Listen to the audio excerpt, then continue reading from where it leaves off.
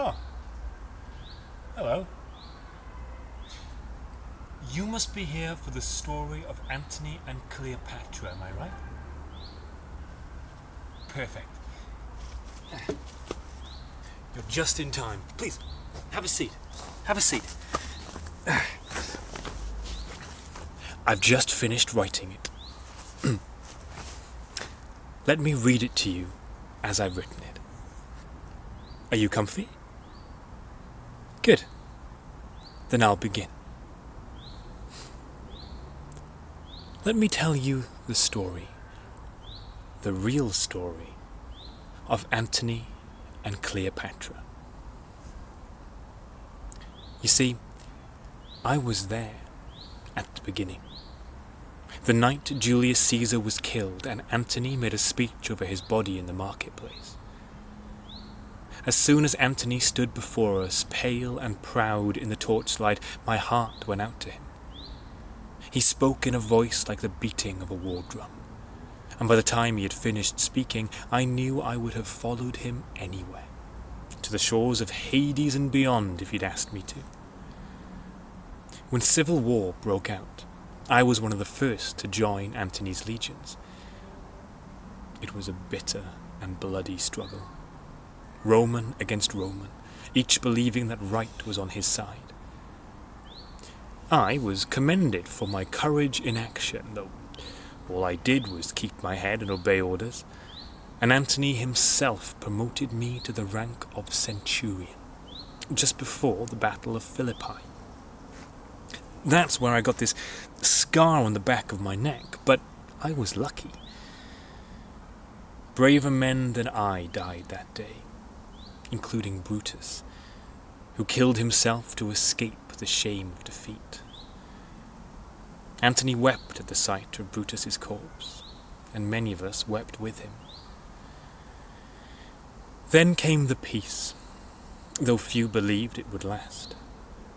The empire was carved like a goose and divided up between the three victors. Now war makes for some strange alliances, but none as strange as that trio. Octavius Caesar, Julius Caesar's nephew, was as ruthless and cold as Antony was warm and generous. Lepidus, the third ally, was a joke. A jellyfish with no sting. Caesar took the west, Antony took the east, and Lepidus the African provinces that were left over. Almost straight away there was trouble in the east. The Parthians invaded Roman territory, and Antony sailed out with his legions to deal with them. There was a battle, of sorts. The Parthians were poorly armed and undisciplined. Most of them turned and ran the moment they saw sunlight shining on our shields. After the victory, Antony called me to his tent. "Well, Servius," he said, "your centurion days are over." What I thought he was going to pension me off and send me back to Rome. "Why, sir?" I protested. Antony gave me one of his boyish grins. "Because I want you to join my bodyguard," he said. "I need good fighters about me, men I can trust, and I know I can rely on you." I was lost for words. My heart beat so proudly that I thought it would bust from my armor. "We leave for Tarsus tonight," Antony said. "I have commanded the Queen Cleopatra of Egypt to meet me there, to answer charges that she supplied Brutus with troops and money. I want you at my side. I wouldn't put it past her to slip a hired assassin into the crowds," he said. "While I have breath in my body, no assassin will get past me to strike at you, sir," I said, and I meant every word. There was gossip on the road to Tarsus, and all of it about Cleopatra, and little of it worth repeating. Men said she was a beauty, who had charmed Julius Caesar and made him fawn over her like a dog. Now, the story went that she was planning to do the same with Antony, but I would have none of it. Caesar was past his prime, I said. Antony is still young, and his wife is a member of Rome's most powerful families. It will take more than some Egyptian woman to make him forget where his loyalties lie, even if she is a queen, I said. How the gods must have laughed when they heard that. A few days later, I was on the quayside at Tarsus with Antony, waiting for Cleopatra's royal barge to arrive. It was more than 2 hours late, and Antony was annoyed. "This is an insult," he kept saying. "That little Nile serpent means to make me a fool."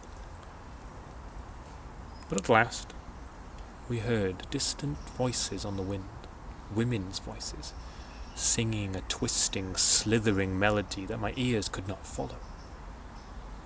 Cleopatra's barge rounded the bend in the river, and the watching crowds gasped. The hull, deck, and oars of the barge had been gilded, so the boat looked like a fire burning on the water. The sails were deep purple and scented, and the breeze that filled them carried the fragrance across the harbour. I breathed in the perfume of Egypt for the first time, a spicy, honeyed smell that made my head swim.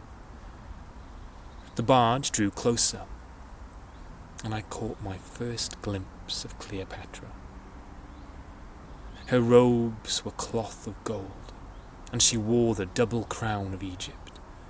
Her skin was golden brown, her hair black and glossy as a horse's flank.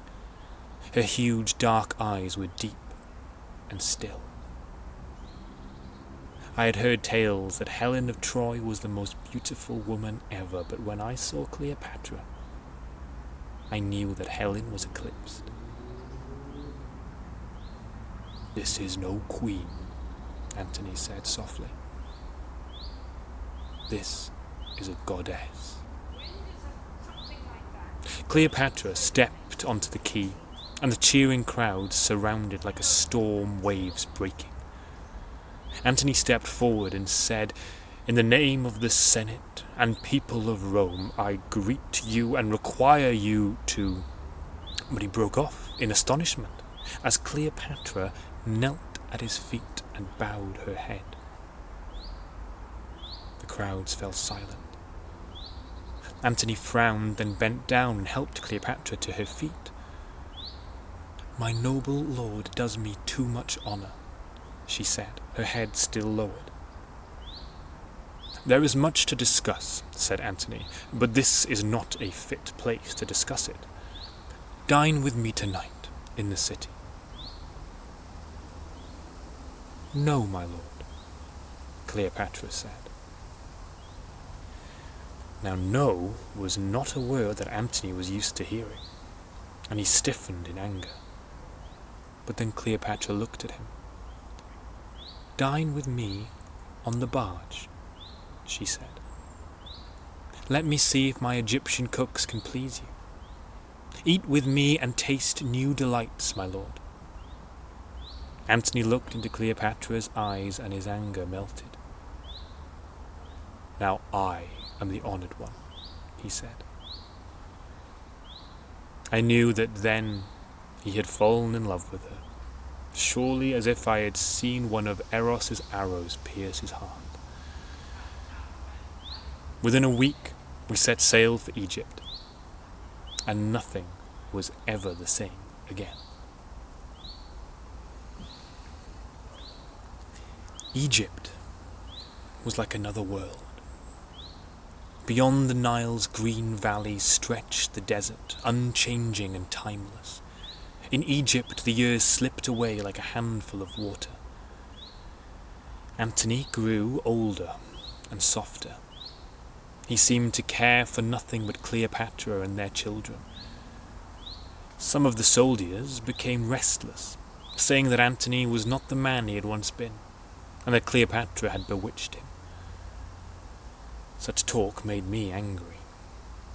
"You'll see Antony's greatness again when the time comes," I said. And the time came. There was chaos in Rome. Antony's wife, Fulvia, and Lucius, his brother, raised an army to overthrow Octavius Caesar and were crushed in battle. Fulvia died on her way to see Antony in Egypt. At the same time, Sextus Pompeius rebelled against Caesar, and the Parthians invaded the Roman territories at their borders. The world of Rome was about to collapse. I was with Antony when the dispatches reached him. His face darkened as he read them, and for a long time he brooded in silence. "Is it true, Servius?" he asked at last. "Am I really as old and weak as they say?" "You are Mark Antony, sir," I told him. Something of his old look shone in Antony's eyes. "I will go to Rome and settle my differences with Caesar," he said. "If he, I, and Lepidus make peace with Pompeius, we can put our forces together, defeat the Parthians, and save Rome before it is too late." Then his face fell. "But what shall I tell the Queen?" he murmured. Cleopatra stormed and wept and pleaded, but at last she saw that she had no choice but to let Antony go. She feared he would not return, but I knew that his love for her was too strong for him to be kept away for too long. In Rome, Antony was a grizzled lion, Caesar a cold and haughty eagle, Lepidus a crab, scurrying beside them. We talked behind locked doors, late into the night, and standing guard outside, I heard Antony and Caesar raise their voices in anger, while Lepidus twittered and whined. Antony emerged from the chamber looking tired and worried. He took me to one side and said, "I want you to leave for Egypt at once. Tell the Queen I have made my peace with Caesar." I frowned. This was good news. Yet Antony's face was troubled. "But the peace came at a price," he went on. "To strengthen the alliance, I must marry Octavia, Caesar's sister. Tell the Queen that the marriage means nothing, and that my love for her is unchanged. I will return to Egypt with Octavia when we have signed a treaty with Pompeius." Doubts rose in my mind like a flock of crows. All Rome knew how dearly Caesar loved his sister. How long would it be before he discovered that her marriage to Antony was a sham? It would be all the excuse he needed to declare war and try to seize the whole empire for himself. And when Cleopatra heard of the marriage, who could tell what she might do? I glimpsed Antony's future, and it was all blood and shadows.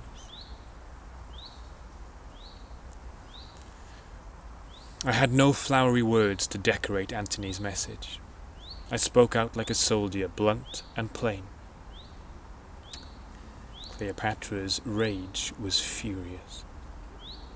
"Tell me you are lying, or you shall be whipped with wire and boiled in salted water," she shrieked. "Madam, I speak the truth," I said. "Antony is married to Octavia." Cleopatra drew a knife. I do not know whether she intended to stab me or herself, for one of her handmaidens snatched away the blade. Cleopatra shook her head, scattering tears that gleamed as they fell. "Then let Egypt sink into the Nile," she moaned. Let the sky fall and crush the earth. Egypt did not sink, nor did the sky fall. But one terrible happening led to another. Before Antony and Octavia were halfway to Egypt, Caesar broke the treaty with Pompeius, defeated him in battle, seized the African provinces, and had Lepidus put to death. Antony knew that war was coming and sent Octavia back to Rome, being too honourable a man to keep her as a hostage. Once Antony was back in Egypt, he and Cleopatra joined forces against Caesar. Though their love remained strong, some of the fire between them had dwindled because of Antony's marriage of convenience. Antony seemed his old self again, confident and decisive, but also headstrong, as if age had made him stubborn instead of wise. Against all advice, he insisted on a battle at sea to prevent Caesar from landing his troops. Antony's generals were in despair. "This is madness, sir," one of them was brave enough to tell him. "The enemy's ships greatly outnumber ours. If we lose the fleet, we cannot keep our troops supplied. Fight Caesar on land." "Let no man say that Antony feared to face an enemy," Antony replied. "I will meet Caesar at sea." Actium, they called that battle. I still dream of it and wake up shouting. The ships fired flaming pitch and sulphur at one another.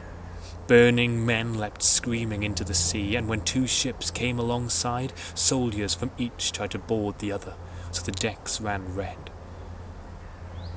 For a time it seemed that Antony might be victorious.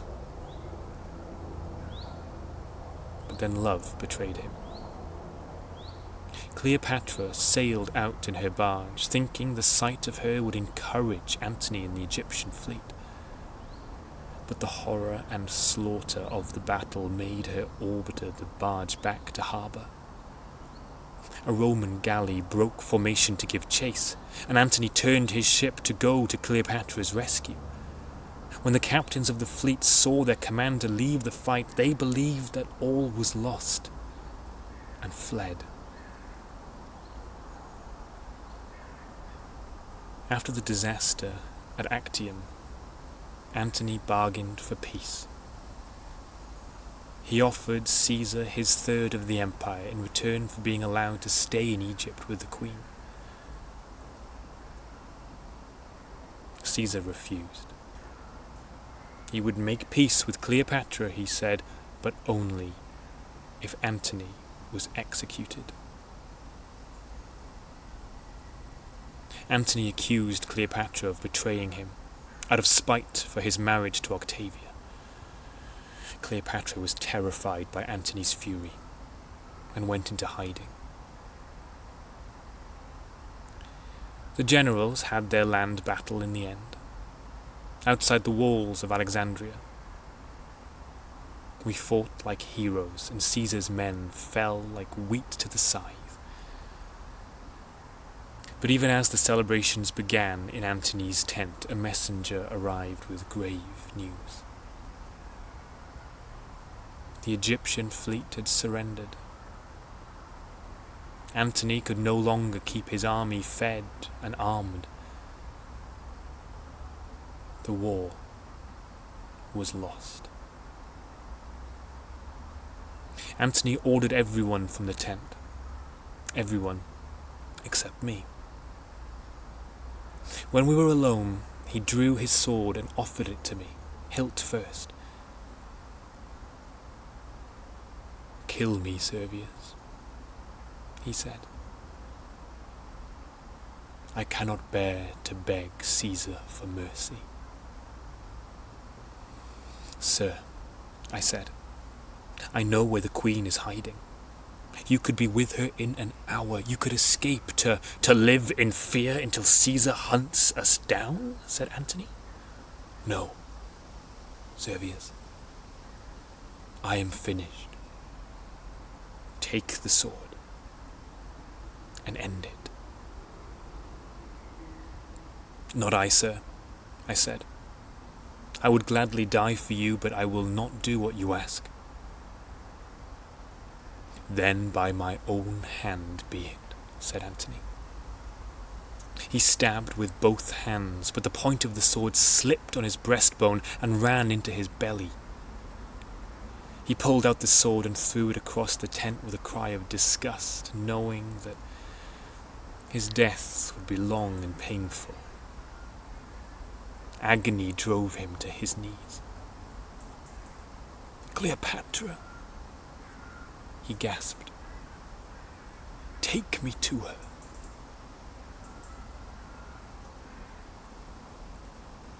I do not know how Antony found the strength to stand and mount a horse, but as night fell we rode across the desert to Cleopatra's hiding place. Her own tomb built in the shape of a crouching lion with a man's head. I beat against the doors, my shouts echoing off the stone, until a slave answered and drew back the bolts. Antony leaned on me and we staggered inside. The tomb was lit by 100 oil lamps that shone on the richly decorated walls.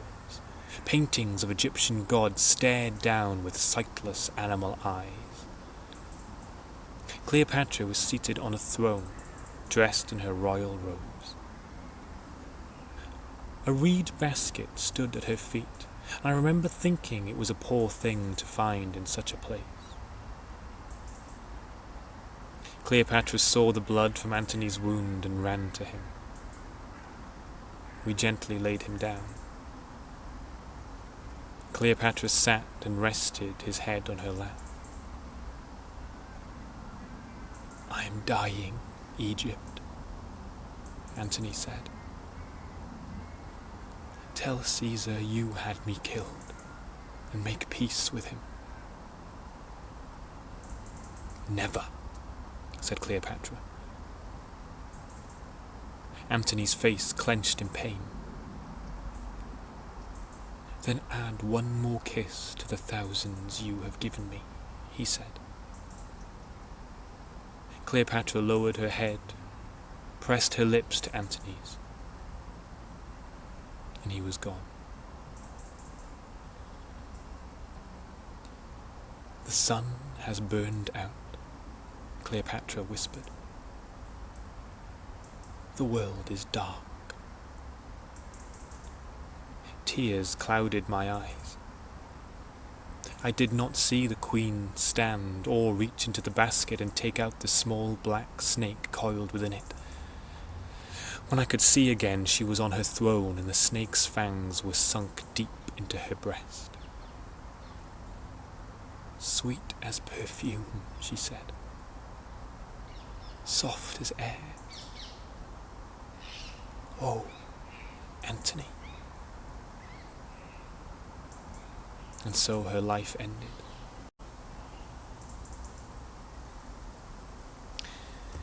And that's my story. It will be told and retold until time ends. Antony and Cleopatra will always be together, though their beauty and greatness turned to desert dust long ago.